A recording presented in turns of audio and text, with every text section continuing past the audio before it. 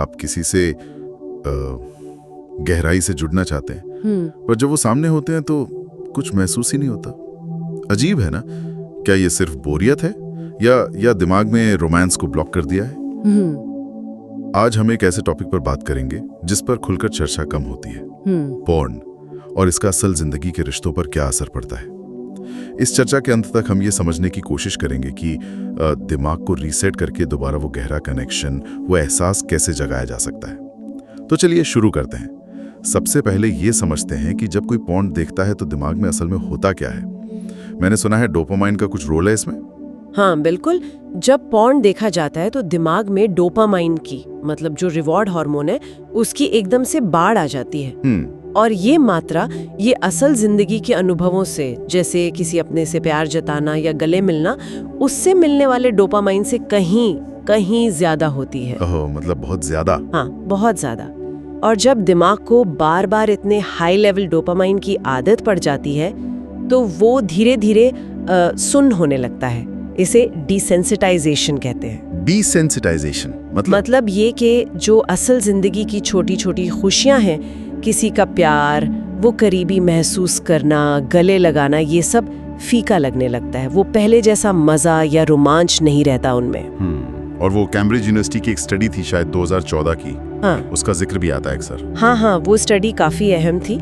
उसमें पाया गया कि कुछ पोर्न देखने वालों में दिमाग की जो एक्टिविटी होती है उसका पैटर्न बिल्कुल वैसा ही था जैसा ड्रग्स लेने वालों में दिखता है। हाँ, ऐसा लगता है जैसे दिमाग का जो रिवॉर्ड सिस्टम है ना, वो पूरी तरह से हाईजैक हो गया हो।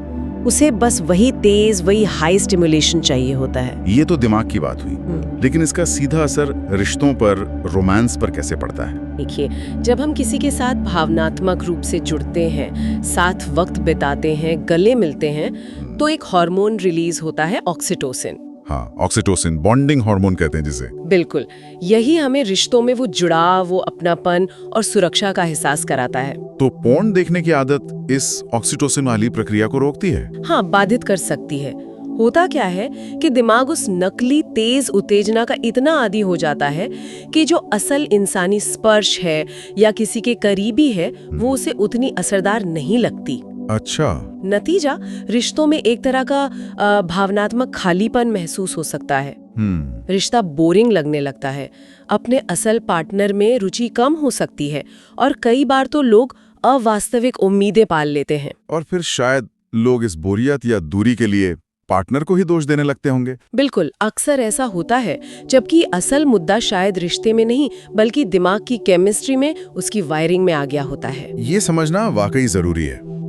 तो क्या कुछ ऐसे संकेत हैं जिनसे किसी को ये अंदाजा लगे कि हाँ, शायद ये पोर्न की आदत मुझ पर असर कर रही है? हाँ, कुछ आम संकेत हैं जिन पर गौर किया जा सकता है। जैसे अगर असल इंटीमेसी अब उतनी रोमांचक या संतोषजनक नहीं लगती, या फिर पार्टनर के साथ होते हुए भी स्क्रीन पर कुछ देखने की तेज इच्छा महसूस होती हो, भावनात्मक जुड़ाव बनाने या महसूस करने में मुश्किल आ रही हो, ध्यान बहुत जल्दी भटक जाता हो, या फिर देखने के बाद गिल्ट, मतलब अपराध बोध या शर्मिंदगी महसूस होती हो, लेकिन फिर भी वो आदत छूट नहीं रही, काबू पाना मुश्किल लग रहा हो। हाँ, ये गिल्ट वाला पॉइंट, और वो डॉक्टर गैरी विल्सन है ना, योर ब्रेन ऑन पोर्न वाले, उनका भी कुछ कहना है इस पर। हाँ, डॉक्टर विल्सन कहते हैं कि पोर्न दिमाग को लगातार नई और ज्यादा उत्तेजक चीजों की उम्मीद करने के लिए ट्रेन करता है। ऐसी उम्मीद जो असल जिंदगी कभी पूरी नहीं कर सकती। दिमाग हमेशा कुछ नया, कुछ और तेज, कुछ ज्यादा खोजता रहता है। ये तो काफी गंभीर बात है। तो अगर कोई इस पैटर्न को पहचान ले और इससे बाहर निकलना चाहे तो क्या करना चाहिए? मतलब प्रैक्टिकल स्टेप्स क्या हो सकते हैं? देखिए, सबसे पहला और सबसे जरूरी कदम है बिना किसी शर्मिंदगी के इस बात को मानना स्वीकार करना। स्वीकृति।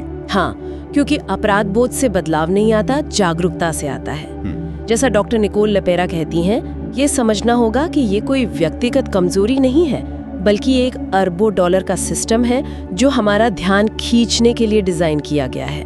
हम एक तरह से उसके शिकार हैं। ओके, मान लिया। इसके बाद अपने ट्रिगर्स को पहचानना।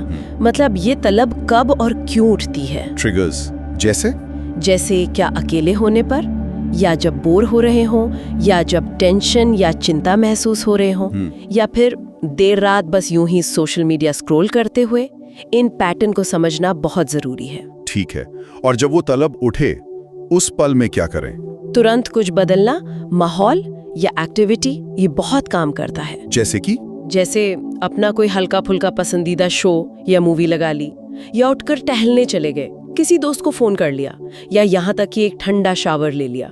अक्सर ये छोटे छोटे बदलाव ही उस तेज इच्छा को एकदम से कम कर देते हैं। एक और बहुत जरूरी बात, अकेलेपन से बचना। आइसोलेशन मतलब अकेले रहना इस आदत को और बढ़ावा दे सकता है। तो लोगों के बीच रहें? हाँ, कोशिश करें कि दिन का कुछ समय लोगों के बीच बिताएं। किसी कैफे में जाकर काम कर लें, या कोवर्किंग स्पेस, जिम, लाइब्रेरी।